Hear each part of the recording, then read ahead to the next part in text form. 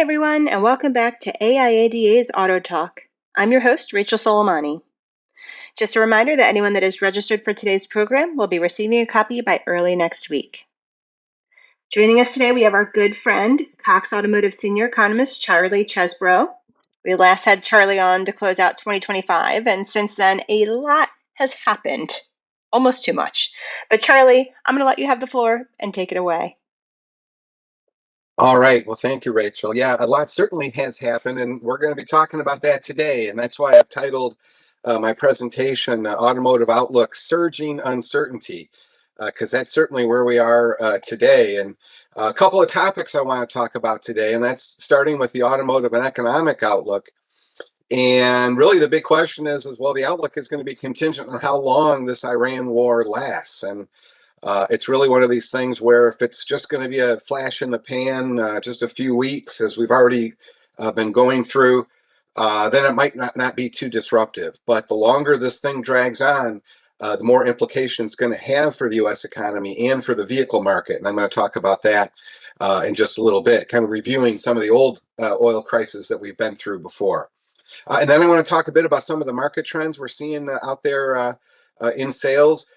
Inflation pressures are rising, and I'm going to show you a few metrics on that. And then last, I'm just going to talk about battery electrics. We ended the year saying essentially that they were done for. The end of the $7,500 subsidy was really going to kind of kill the new vehicle market for electrics, and that certainly is happening. But this Iran war and the surge that we're seeing in oil prices may bring a new resurgence to electric vehicles. And whether that happens or not, we know that there's more electric vehicles in the used market. And so we're going to talk about that as well. But let's start by talking about the overall economy and where we're at. And really, the signals still remain fairly positive. The overall economic growth of the economy was about 1.9% in the fourth quarter. 0.7% in the fourth quarter. And that's down a little bit from where we were a year ago. But the forecast for 2026, and most of these were done before the Iran war started, are that we're going to see even stronger growth in 2026. So the economy is still expanding. But that's a little misleading. It's not quite the old economy that we grew up with, where that meant we generally had low prices and job creation going strong. Those things aren't quite happening. But the employment conditions still remain fairly positive, but it is a yellow light. We saw the February unemployment number tick up to 4.4%, and that's up just a little bit from where it was in January and just a little bit from where it was a year ago. So we aren't seeing any massive unemployment out there, but the job creation situation is weakening, and I'll talk about that in a moment. The consumer purchasing power, it too is a yellow light. Inflation has come down substantially over the last few years, but it still remains above the Fed target. And our most recent number was 2.4% from February. The producer price index was even higher than that. It was about 3.6% from February. And the concern is that all of this uncertainty that's being unleashed in the Middle East is going to cause oil prices to spike for an extended period, and that is going to be very inflationary for not just the U.S. economy, but the global economy. So a yellow light there. Borrowing costs. We are seeing that the average new auto loan rate has ticked a little bit higher, but it certainly hasn't taken off just yet, and there is a lot of subsidies that are going on from the manufacturers themselves in terms of offering some 0 for 60 offers. I saw that Tesla's gone for 0 for 60 now, and some of the other captives are offering subvened financing. But we're hoping that the loan rates were going to come down with the rate cuts that we have seen. But because in part of this war, U.S. Treasuries still remain quite elevated, and that's making loan rates stay high. The one good thing that we can look out there is credit availability. Our loan credit index that we put out at Cox is actually showing that credit availability has been improving out there. And much of that is due to the fact that we are seeing subprime tick up a little bit. So there is a little bit more activity there. So this is getting a green light that if you come in and want to get a loan, it looks like it's getting a little bit easier to get approved for a loan. But again, that's not to say anything is quite robust out there. But the big issue that we saw happening right now is gas prices are surging.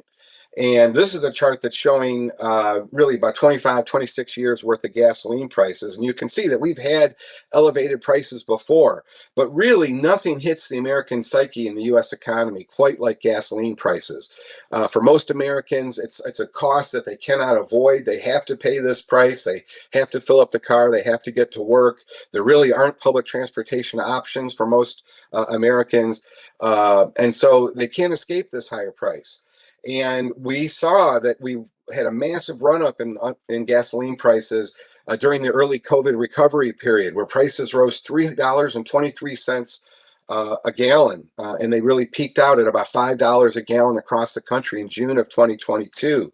We've come down from there since then, but over the last 3 weeks, we've seen a surge in prices out there as a result of this war. And again, the question is how long do we stay there?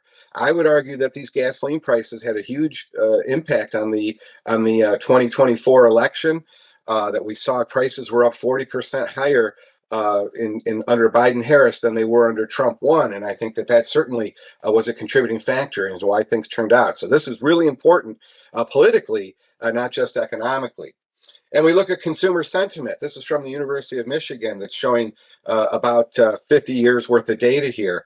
And we can see that when that gas price hit $5 a gallon in June of 2022, that also made consumer sentiment hit the lowest level ever as measured by the University of Michigan. We've seen a little bit of some volatility. We had a recovery and now we're back down again. And you can see where we are today. We still remain at very, very low levels, just a little bit off of the all-time low. And it's important to add some perspective to this, that consumers are saying that the mood in the economy today is equivalent to where we were during the double dip recession of the late 1970s, early 80s, Gulf War I in the early 1990s, the 9/11 attacks, the Great Recession we had in 2007 to 2008 and 9. Where we are today, people think the economy is even worse.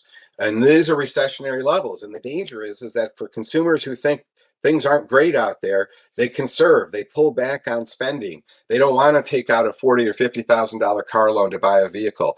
And in many ways, it becomes a self-fulfilling prophecy. If I pull back on spending, the U.S. economy starts to slow, and then things really do get bad out there. So there is this bad mood out there. And just not to stir the political pot, but I always like to look at sentiment by a political affiliation. And the University of Michigan also surveys people by what party they're registered with.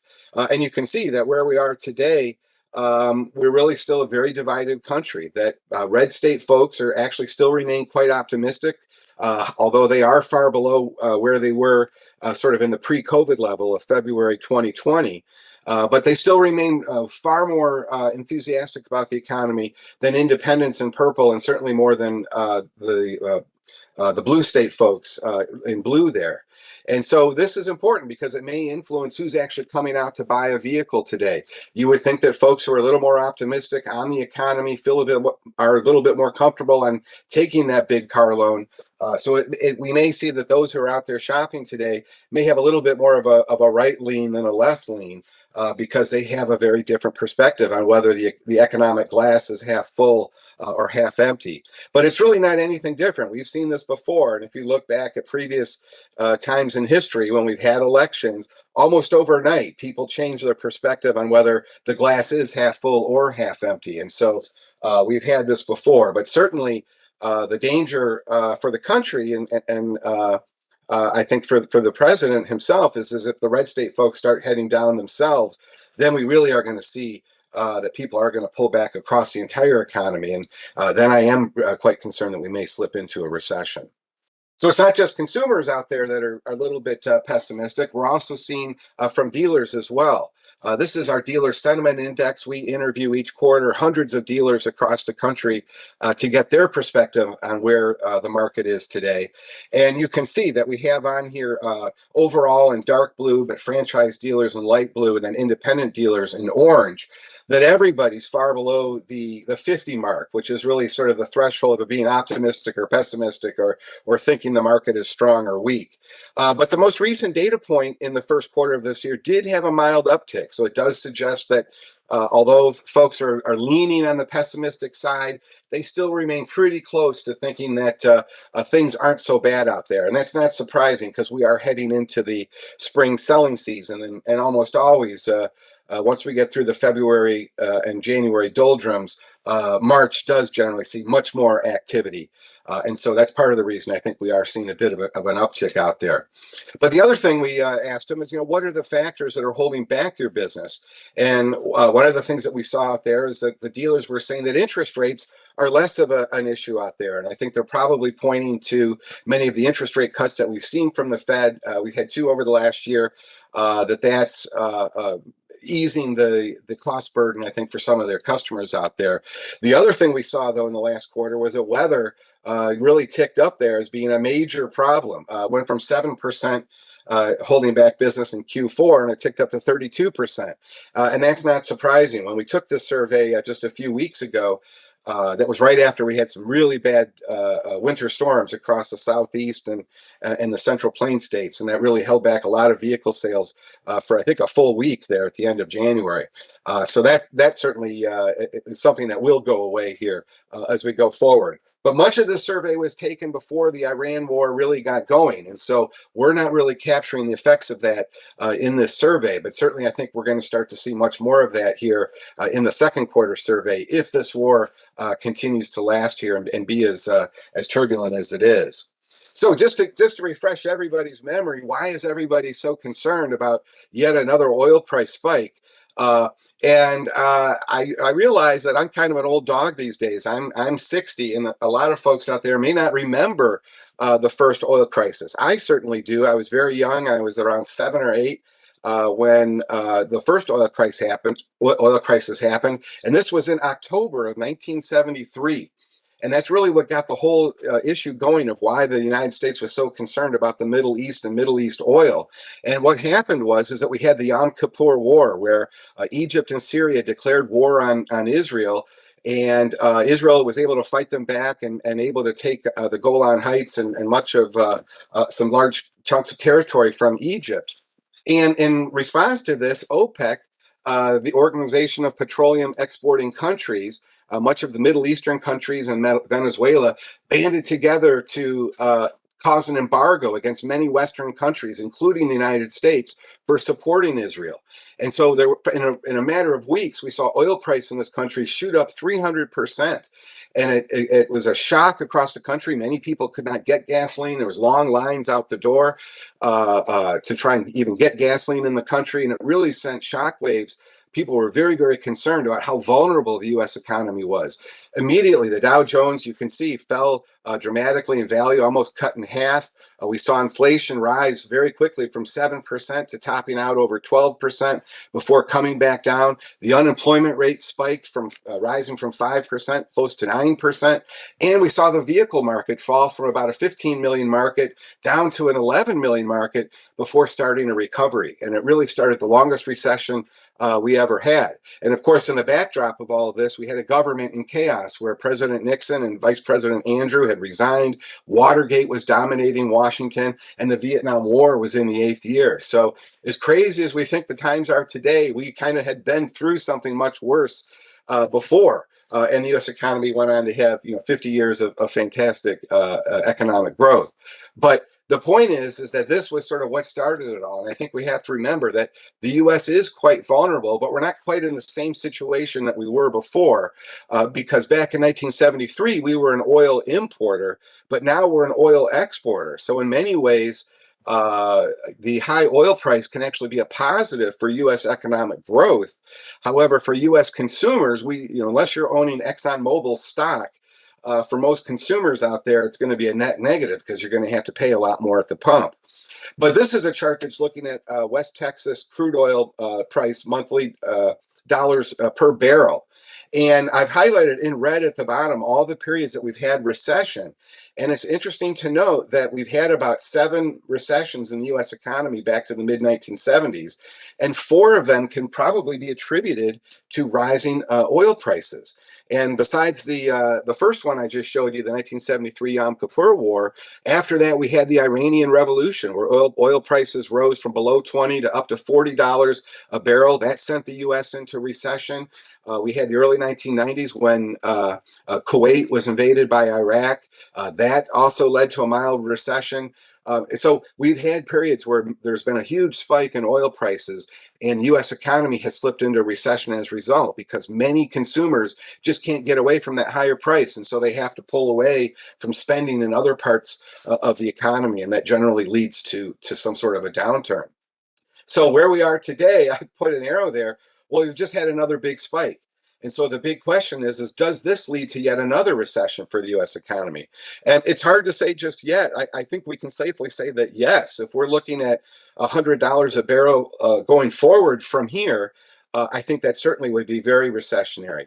If it's just a little bleep and we drift back down to sort of the $60 a barrel that we were at just around 5-6 weeks ago, then I think we'll probably escape it. But that's really the situation that we're in right now: is to how long does this political conflict and military conflict last? So we were already kind of in a precarious situation going into this. And as I mentioned before, inflation has been getting better, but we're still above the Fed target of 2%. And this is a chart that's showing the monthly year-over-year change in the consumer price index. We can see in June of 2022, when we hit that $5 a gallon across the country, that's when we hit that peak inflation period that we hadn't seen in over 40 years in this country.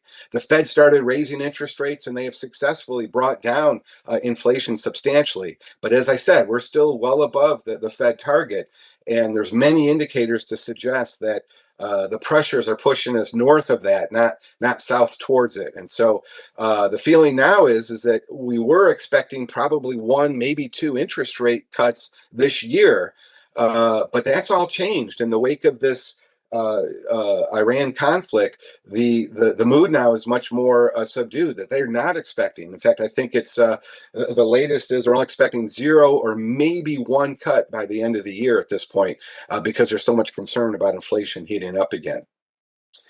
The unemployment rate, though, still remains in check. As I mentioned before, the February number was at 4.4%. But you can see, and this is a long history of data, that the unemployment rate is starting to creep up, and it's been rising over the last few years, but it still remains well below sort of that long-term 6% average. But the concern is that if consumers pull back from the marketplace, if we slip into recession, we may see this unemployment rate start to rise quite quickly. And again, that would be something that would be one that would likely mean that we are heading into some type of a recession. The concern now, though, is AI really the next issue that we got to deal with? Because usually when we have a downturn, it hits the lower incomes, the working class categories first. But with this, the impact of AI, these are more white collar jobs. These are higher income jobs. And so that could have more detrimental effect on the vehicle market, since these are folks that generally can afford a new vehicle. But again, we're just not there yet, but it is something we're keeping an eye on. And part of the reason, again, is there's all this concern is that job creation has essentially dwindled to zero. This is a chart that's showing the monthly gain in new jobs created. And February actually lost 92,000 jobs. And when you add it all up over the last 6 months, we've created no jobs. And if we look back at 2025, the whole year we created only 181,000 jobs in 2025 versus over 2 million in 2024. So the whole job creation engine that we had in this country has slowed dramatically. And then the question is it just sort of, have we reached a stagnation point where economic growth is going to be positive, but the job creation side of it remains flat and just no growth? Or are we going to see that's going to turn around, that we are going to see job creation resurge again? This is something that we're watching for, but this is part of the reason that there's this real concern that we could slip into a recessionary environment. But one of the reasons that the new vehicle market may be a little bit more insulated from that is because we've really seen a change in who's buying new vehicles over the last few years. This is a chart that's showing the share of retail sales by income buyer groups. And really the key story here is that in 2020, only 18% of the market was from vehicle buyers that had incomes over $200,000. In 2026, it's now 30% of the market. And for those at the other end, 50% of the market was for people who had incomes less than $100,000 in 2020. Now it's 35%. So we've really seen that it's shifted to a much more wealthy car buyer out there. And so if we do have a recession, the new vehicle market is a little bit more insulated because our buyers today have a little bit more income than they had before. And we would generally think that in a downturn, those folks would be insulated from that more so than sort of the working class folks. But we are starting to see that is changing a little bit out there in terms of who's getting lending. This is a chart that's showing auto loan originations as captured by the Federal Reserve Bank of New York. And the key story here is that lending continues to grow. We saw that lending last quarter, the fourth quarter, which is our most recent data point, was up 3% on a year-over-year basis, but subprime lending was up actually 12%. And that's actually a good thing if we're trying to get more vehicle sales because we need a lot more subprime borrowers out there in order to boost a much greater selling pace here in the new vehicle market. But we've actually seen that the trend over the last 2 years has been a much fewer subprime. And as I showed you the previous slide, as we had a much more affluent new vehicle buyer, it's also chased out a lot of the subprime borrowers from the market. They just can't afford to buy the new vehicles anymore. And this chart is showing, you can see in red, that is subprime share of auto loan originations. And you can see where we are today. It's about 16%. Yet during the Great Recession back in 2007, 2008, it was almost double that. And so when we got into financial difficulties, there was a huge portion of the auto loan borrowers out there that could no longer make their payment. And that really created some real financial stress out there. But we're in a much different situation today because we have a much more affluent buyer. We just don't have as many subprime borrowers out there. And that's important because we are starting to see that the auto loan person out there is having a difficult time making those monthly payments. Affordability is a real issue. This is a chart that's showing the auto loan default rate and severe delinquencies. And so severe delinquencies in red, these are folks that are over 2 months late on their monthly payment. And then generally those who are delinquent move into default, and that's when it gets to be a problem. But you can see that the rate of delinquencies right now surpasses the rate of delinquencies that we had during the Great Recession. So clearly the affordability is a real problem out there. But because we have such better credit customers today, not as many subprime, the default rate, or the number of folks that are actually not paying their loans entirely and have defaulted, handing back the car keys essentially, it still remains low, or at least lower than it was during the Great Recession. And so that mix of having that stronger credit customer that we have today may be saving us from a rather severe financial crisis, or at least a difficult lending environment. But again, we're not there yet, and we can thank that we've got a much more affluent vehicle buyer today. But if we do have a recession, we can get an idea of who might be vulnerable in that environment. And we would expect that at least initially, the subprime borrower, for the most part, would be the first who would be chased out of the market if we saw any kind of significant economic slowdown. And those brands that cater to those types of customers would probably be more vulnerable in that type of downturn than other brands. And so this chart is showing some of the major brands out there, what share of their 2025 sales came from these different FICO bands. And the key takeaway here is we can see Subaru on the far left. They have a very small portion of their customers that have FICO scores less than 620. The vast majority have FICO scores of 720 or greater, versus Nissan on the far right. They have a much greater portion of their customer base that is subprime. So we would think in any kind of a recession that Mazda, Honda, Nissan may be a little bit more vulnerable than a Subaru or a Lexus or a BMW, at least when it came to subprime customers. And we can look at this by segments as well, and which product segments cater to different types of income groups. And not surprisingly, the very expensive products like luxury midsize SUV and full-size SUV, $70,000 plus products, have very low share of subprime customers in those segments. At the other end, we have compact car, subcompact car, two of the most affordable product segments we have. They actually have the vast chunk of the subprime market. So we would expect that if there is any kind of economic turmoil, those subcompact and compact car segments may be particularly vulnerable. So overall, this formulates our view that the vehicle market is going to be down a little bit this year, the new vehicle market. And this was the view that I shared with you back in December. We really haven't changed. We finished 2025 with about 16.3 million. Our forecast as it stands today is we're going to be down anywhere from 2 to 3%, somewhere in the 15.8 million range for the new vehicle market.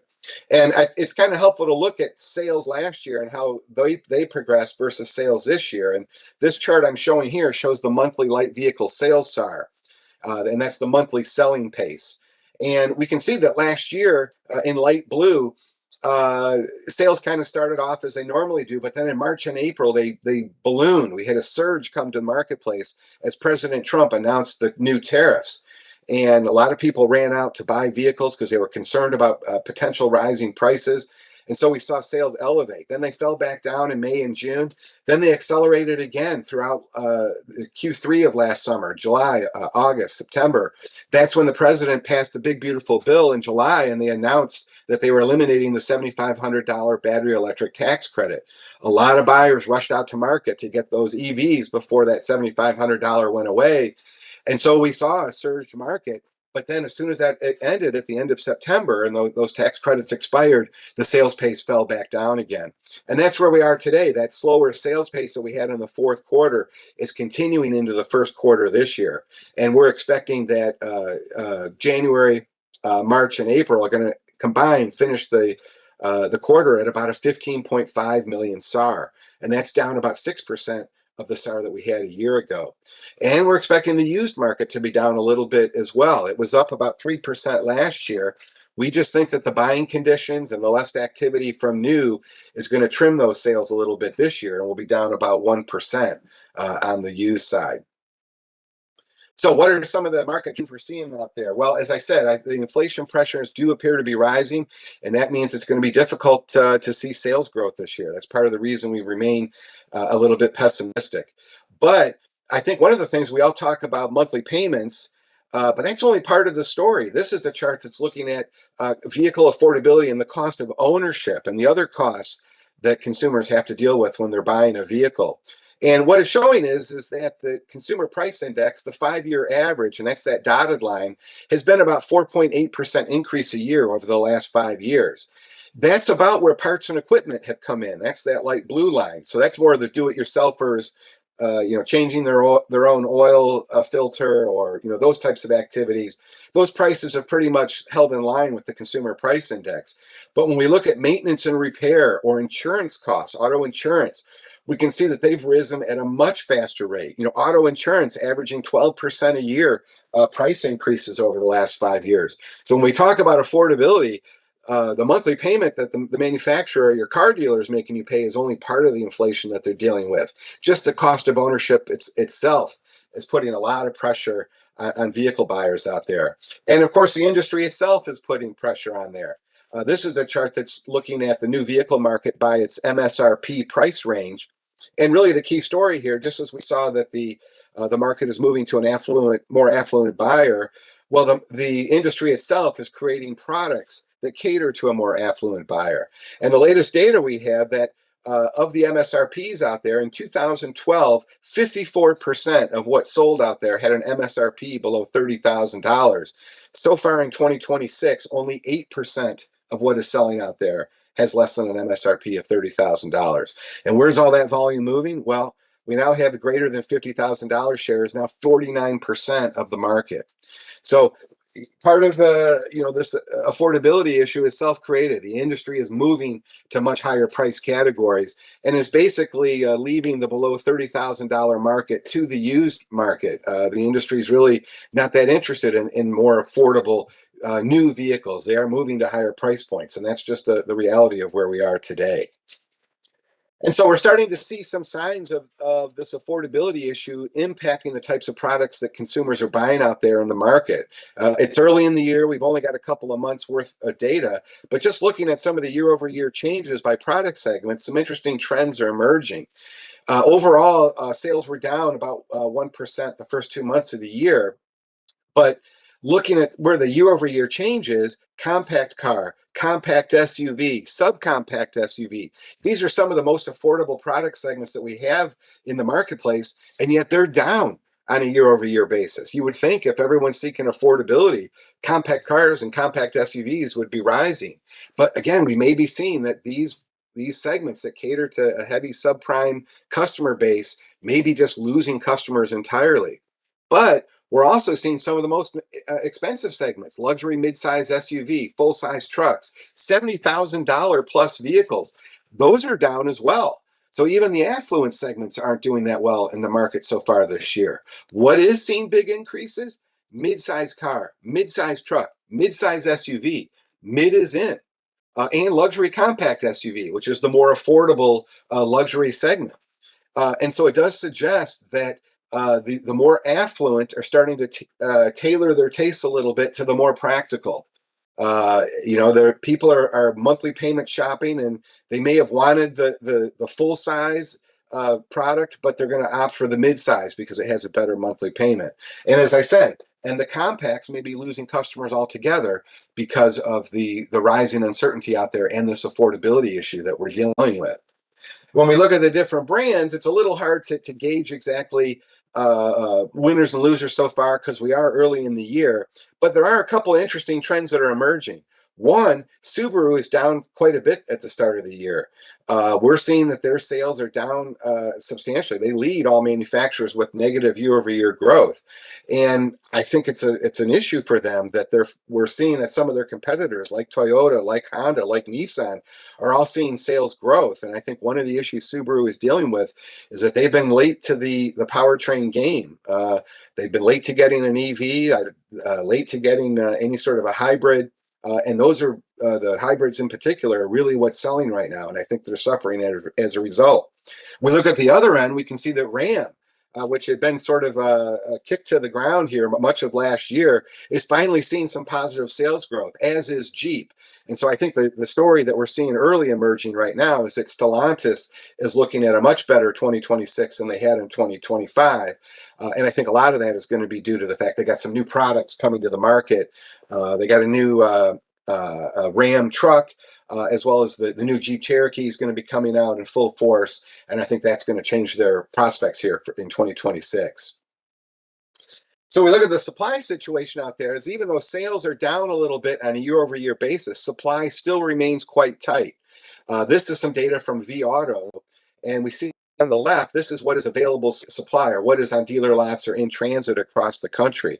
And right now, you can see we stand at about 2.9 million units, and that's down about 4% from what we had this same week a year ago. But what we also see is on the right there is days of supply, and that currently stands at about 90 days.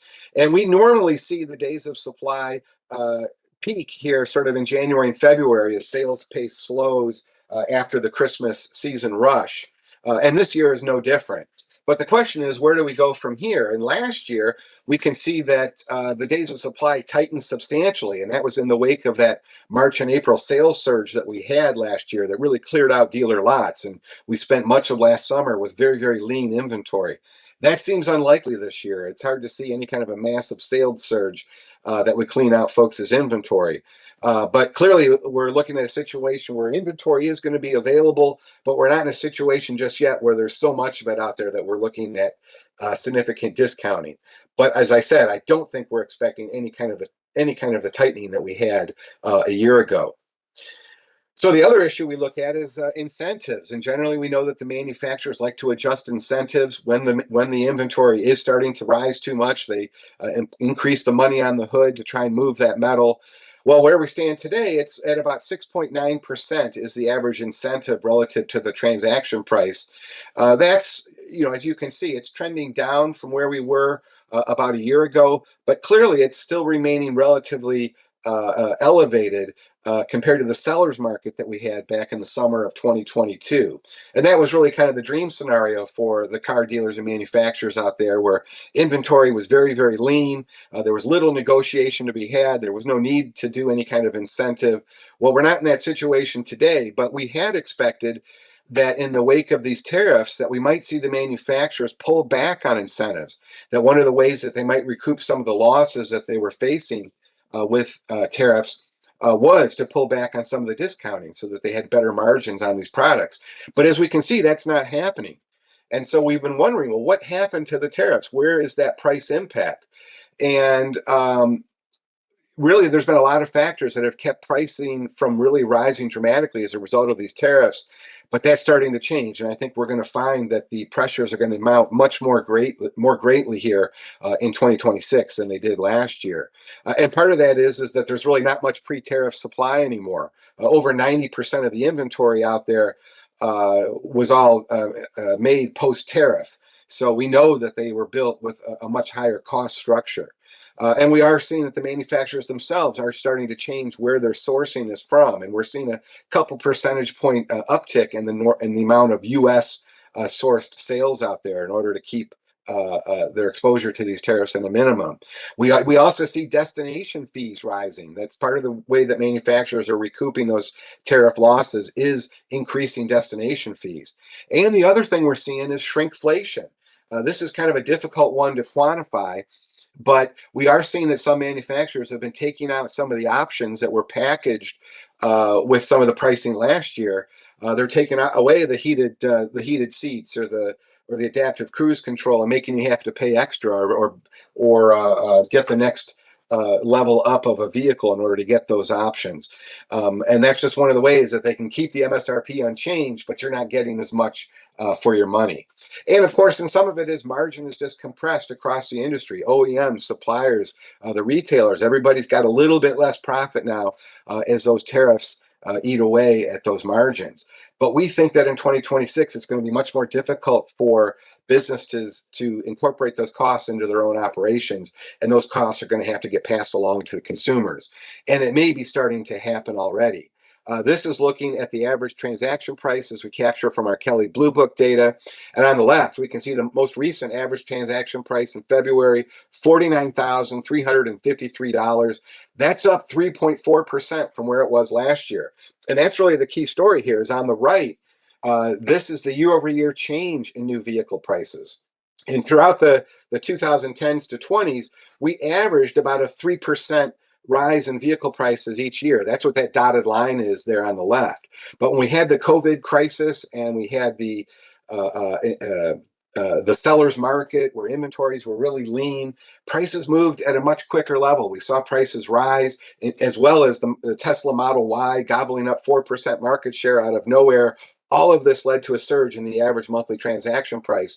And as we can see, where prices should be today, normally on that normal trend, we'd be at about $45,000, but we're a good $5,000 above that today. And what the most recent data we're seeing is that inflation appears to be heating up. On the right, we can see our most recent data points showing a 3.4% year-over-year increase in prices from January of 2024, when prices were still growing at a negative year-over-year rate. We're starting to see that trend is changing. And so that's why there is concern that this inflation is starting to heat up for the vehicle market. And it's not just us, it's in the used market as well, although not quite as bad. On the right is showing our vAuto data for used vehicle retail prices. And currently the number is $25,253. That's the average list price we have out there. On a year-over-year basis, though, you can see that prices, which had been negative for much of the last 2 years, actually started to turn positive again in 2025. And where we are today, they're now starting to grow again at a positive basis. So inflation has returned to the used vehicle market, although it still remains a little bit more subdued than what we're seeing on the new vehicle side. But we are seeing this affordability issue represented in terms of what's available in stock out there at dealerships. This is showing used days of supply by the vehicle price point. And the story becomes clear on the used vehicle side that nationally we have about 41 days of supply in used vehicles, but it's much tighter the lower the price point on the vehicle. If it's a very low priced under $10,000 vehicle, well, that's not staying on your lot for very long, as you're probably well aware. But as that pricing rises, the longevity of how long it's going to be on your lot rises as well. It's not quite as clear on the new vehicle side, but it generally is the same that those lower priced vehicles have a lower days of supply than the national average, and those with $60,000 plus MSRPs are looking at a much higher days of supply. And so consumers are looking for value out there, and that's having an impact on the types of products that they're buying and how long those products are going to stay on your lots out there. So let's finish it up here by just talking a little bit about battery electrics. We finished the year telling you that it was all over for battery electrics, at least on the new vehicle side. And that's certainly some of what we're seeing in some of the numbers. This is a chart that's showing retail leasing by powertrain. And you can really see here the impact of the Inflation Reduction Act that was passed in the fall of 2022. This was President Biden's signature bill, and this created the $7,500 EV subsidy. And we can see that leasing as a share of retail, that purple and green lines represent plug-in hybrids and battery electrics. And we saw that manufacturers took that $7,500 and created a very low price lease offer that consumers gobbled up. And we saw leasing share explode for battery electrics and plug-in hybrids, 50% plus leasing rates in the wake of the passage of the Inflation Reduction Act. But that changed dramatically come September 30th of last year. You can see that in purple that just collapsed the leasing of plug-in hybrids, and battery electrics were down a little bit as well, although the rate of leasing of battery electrics still remains elevated. Where it's really taken a hit is on sales. And that's that gray box I'm showing there. In the fourth quarter of 2024, we did almost 335,000 battery electric sales. In the fourth quarter of 25, we did just 203,000. On a year-over-year basis, down almost 40%, and on a quarterly basis, down almost 51%. So we've had almost an immediate impact on battery electric sales in the wake of those tax credits going away. But that may all change. We don't have the subsidy that we had before, but certainly the high cost of gasoline that I showed you on the first slide there is going to make some consumers out there rethink what type of vehicle they want to buy, and it may cause much more interest in buying a battery electric yet again. So far, though, where we've really seen the move from consumers is towards the hybrids, and that's the traditional hybrids, and that's where Toyota is seeing great success from their portfolio of hybrids. That appears to be the powertrain of choice as people are shifting away from battery electrics. So looking at what we're seeing out there, though, is that the new and the used market when it comes to battery electrics are headed in entirely different directions. On the left there, we can see new EV sales and share over the last few quarters. We estimate that this quarter is going to come in at about 212,000. With a share, of around 5% of the market for battery electric. So it's really changed dramatically. But on the used side, we're expecting the used sales to grow yet again. And you can see that trend in the used market is really rising quite rapidly. And it's now above 2% of the used vehicle market altogether. So even though the story for new EVs is going to be challenging, the outlook for used EVs still remains quite robust. And in fact, we're forecasting, and I think everybody's probably forecasting much more used sales here in the next couple of years. And that's really due to the fact of all the leasing that I had shown you previously in the wake of the Inflation Reduction Act and all the battery electric leasing that was happening. That means we're going to have a whole bunch of off-lease vehicles coming back to market in the next couple of years. This is a chart that's showing our estimated lease maturities by fuel type. And you can see that come 2026, 2027, that the amount of green there grows substantially. There's going to be a lot of used battery electric coming back, and a huge portion of these are going to be Tesla Model 3s and Tesla Model Ys. And there's a lot of interest in these vehicles.